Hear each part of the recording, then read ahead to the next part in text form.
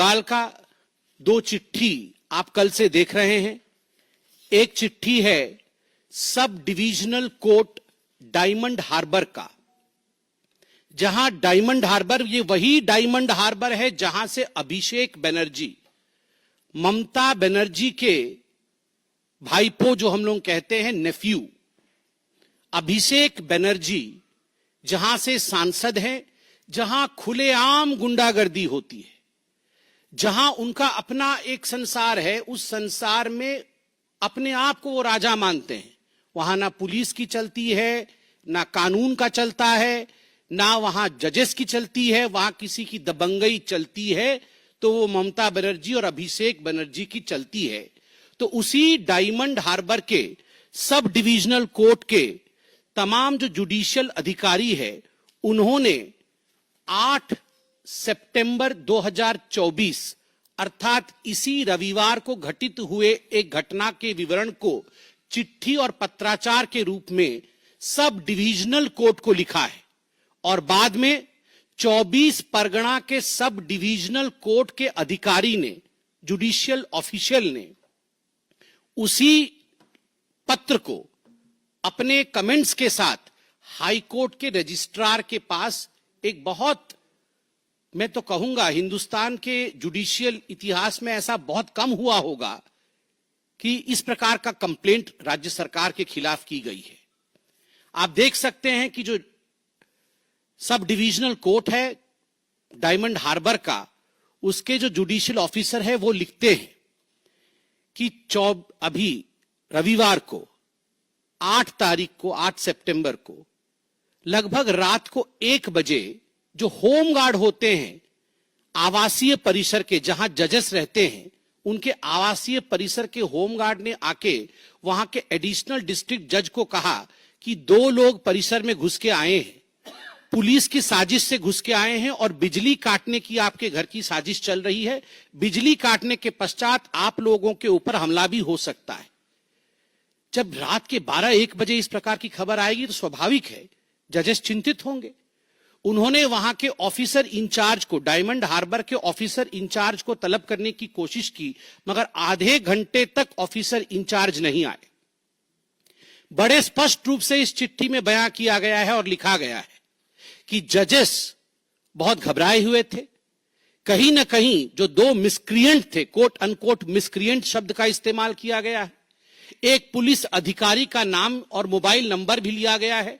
नाम उसका कुमारेश दास है, मोबाइल नंबर मैं यहां डिस्क्लोज करूंगा नहीं, मगर नाम और मोबाइल नंबर लिखा गया है। जजेस ने लिखा है कि यह पुलिस अधिकारी उन 2 मिसक्रिएंट को लेकर आया था, उन 2 बदमाशों को लेकर आया था और उसे निर्देशित किया गया था लोकल डायमंड हार्बर के थाने से कि आप इन दोनों को गुपचुप आवासीय परिसर में, जजेस के आवासीय परिसर में प्रवेश करवा दीजिए बिना इनके नाम को रजिस्टर करवाए, ताकि ये जाके हमारी बिजली काट सके और बदमाशी कर सके, हमें मार सके। They were trying to instill fear into the judiciary. This is what is written in the letter. Judiciary के अंदर न्यायाधीश, जो न्याय प्रक्रिया है और न्यायाधीशों के अंदर एक डर के भावना को उत्पन्न करने की चेष्टा, इस कारण से 2 लोगों को भेजा गया था और पुलिस अधिकारियों ने भेजा था। एक का तो नाम भी दिया गया है, दूसरे का नाम नहीं दिया गया है। सीसीटीवी में सभी लोग स्पष्ट रूप से देख रहे हैं। आखिर ये हुआ क्यों? जजेस को क्यों डराया जा रहा है? ये जो आरजी कर मेडिकल कॉलेज में अभी जघन्य अपराध हुआ है एक बिटिया को लेकर, एक डॉक्टर को लेकर, उसके पश्चात जो लोग स्ट्राइक कर रहे हैं, प्रोटेस्ट कर रहे हैं, डॉक्टर कर रहे हैं, आम जनता कर रही है, तो बंगाल की सरकार ने इनके खिलाफ स्ट्रिंजेंट पॉस्को एक्ट लगाया है। पहले ये ड्रग के ऊपर एनडीपीएल का केस लगाते थे, कोर्ट ने एनडीपीएल का केस बंद कर दिया है कि आप जितना ड्रग नहीं है बंगाल में उससे अधिक तो आपने एनडीपीएल के केस लगा दिए, तो अब ये पॉस्को का केस लगा देते।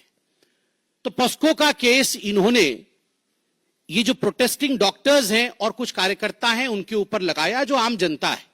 तो कोर्ट ने उसे खारिज कर दिया कि ये केस निराधारित लग रही है, कोई आधार नहीं है, इसके आधार पर हम जुडिशियल कस्टडी या पुलिस कस्टडी नहीं दे सकते हैं।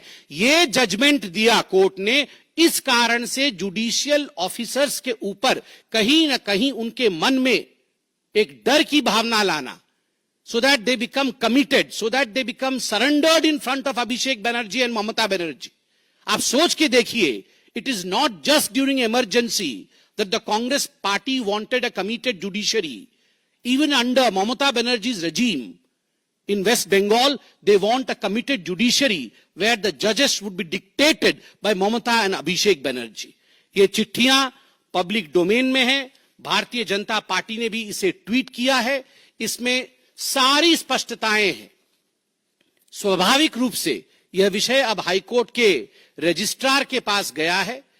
हम सुप्रीम कोर्ट से भी अपील करते हैं, this is a matter of grave nature. The Supreme Court should also take cognizance of this issue of trying to instilling fear into the minds of the judicial officer of West Bengal, because there are people on the streets protesting against the heinous crime that was committed in RG Kar Medical College.